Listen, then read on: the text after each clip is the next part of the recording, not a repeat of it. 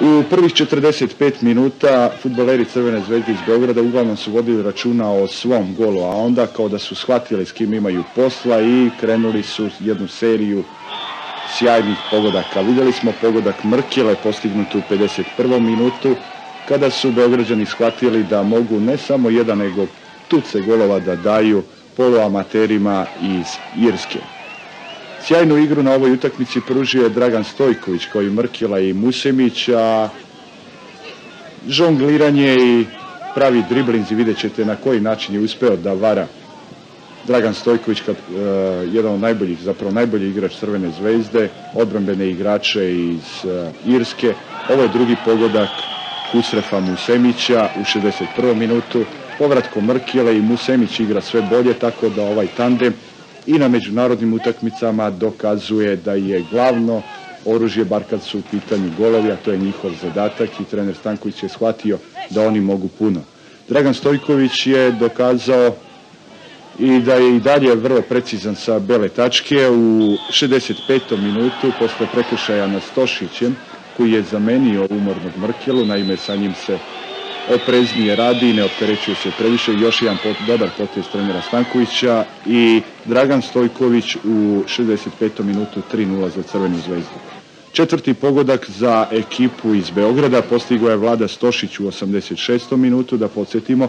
Boško Đurovski je 2 minuta pre kraja postavio konačan rezultat 5:0.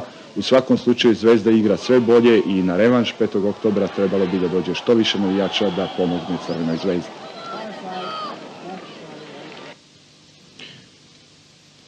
Još jednom četvrti gol koji je postigao Vlada Stošić, peti kolegi iz Irske televizije nisu uspjele da snime.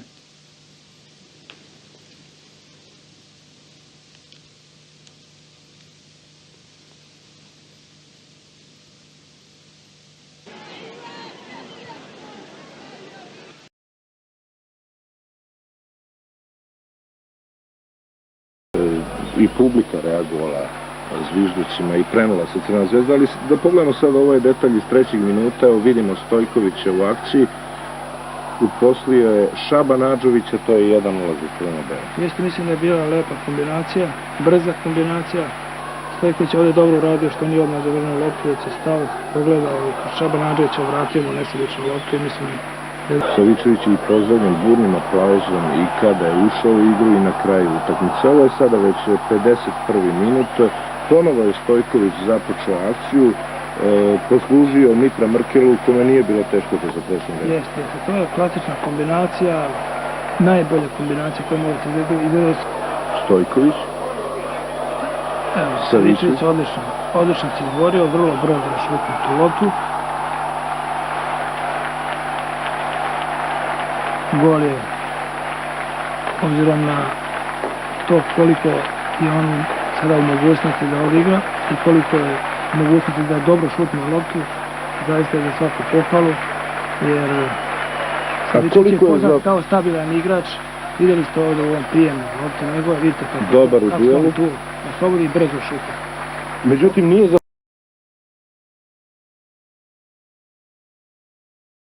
Ali evo prekršaja Roberta Musija nad Refikom Šabanadžovićem.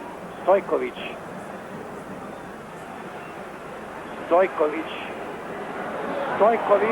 prilika za Crvenu zvezdu, 1:0 za našeg šampiona, Dragan Stojković.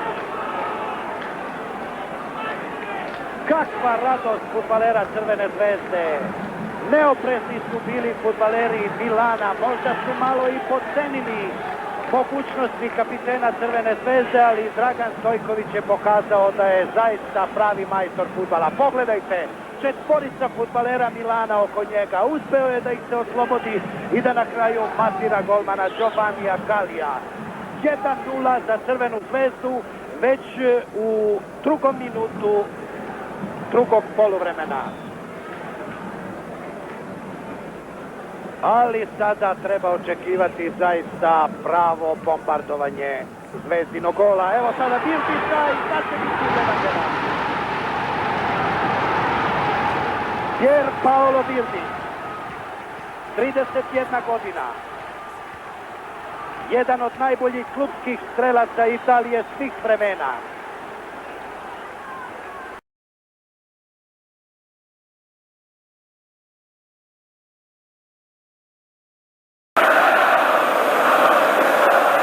Zaista je to neviđena slika do sada na našim fudbalskim terenima. Reče danas kolega Vladan Stojaković, koji je odnedavno u penziji, da se ne sjeća kada je neka utakmica odložena zbog magle. Da vidimo sada može li se išta razaznati u ovom testu od oblaka i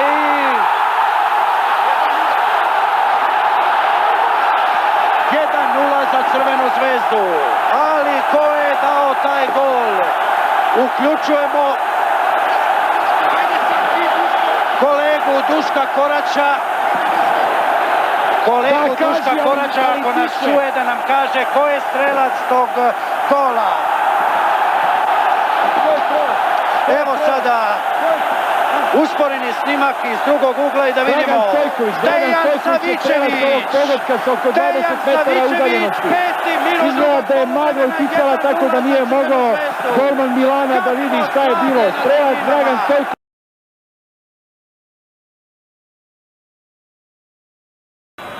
Evani Donadoni.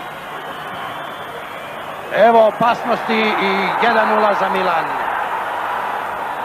Marko Van Basten. A ko bi drugi? 35. minut. Pogledajmo još jedan put. Donadoni. Nije uspeo Đurović da ga zaustavi i nabačena lopta. Slavko Radovanović je ostavio samo za trenutak. Još 7 minuta do odmora. Savičević. Evo sada Stojkovića, velika prilika i 1:1. Dragan Stojković, gol! Bravo, majstore!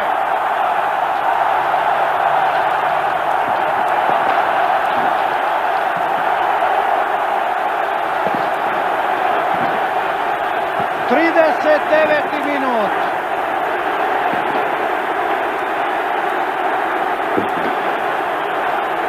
Pogledajmo kakva je to Giovanni Gali i Dragan Stojković.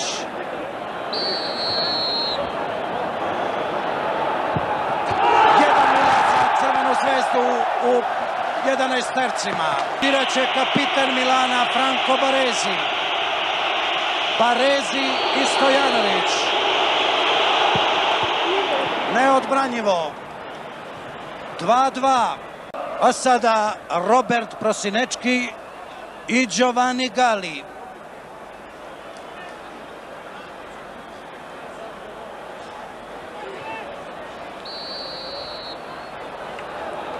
Prosinečki, Crvena zvezda vodi 3:2 u ukupnom rezultatu, 2:1 u 11-tercima. Loptu namešta Marko Van Basten.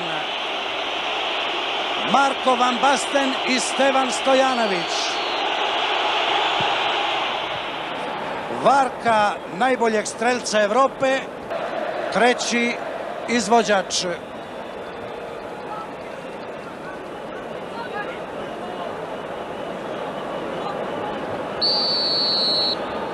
Savičević i Gali. I evo sada šanse za Milan. Odbranio je Giovanni Gali udar.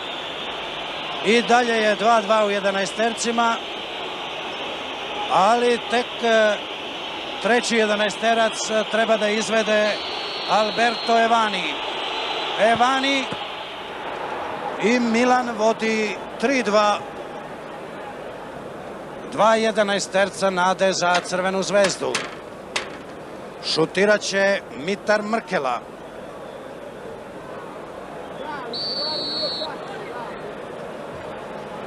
Mrkela i Gali. Još jedna odbrana Giovannija Galija. I sada lopti prilazi Franklin Rijkaard. Ako Rijkaard pogodi mrežu Crvene zvezde, sve je gotovo.